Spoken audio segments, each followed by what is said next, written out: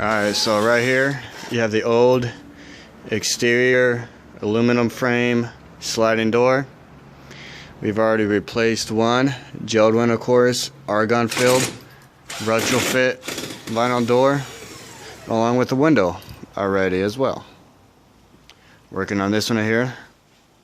So what we had done is we had used a grinder, large grinder.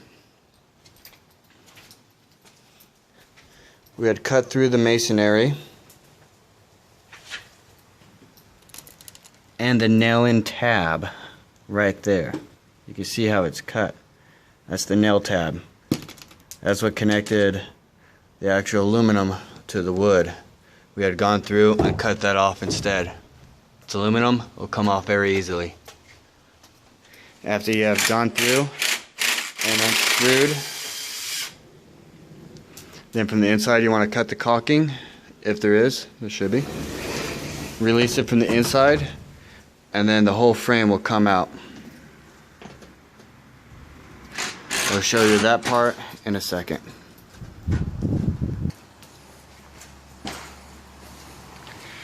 And there's the frame. Easy cutout. This is what it looks like from the inside. Concrete, your wood, stucco. This was the nail-on tab we had cut. Your interior drywall.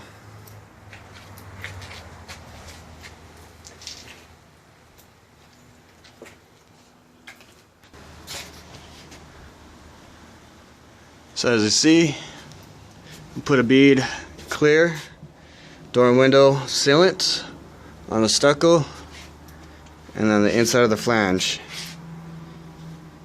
That way when the two sandwich each other, it's 100% sealed.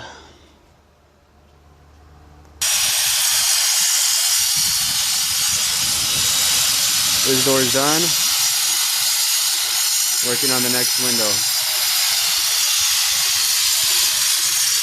Make sure you always wear safety protection, mask, goggles, and earmuffs. Protect your ears.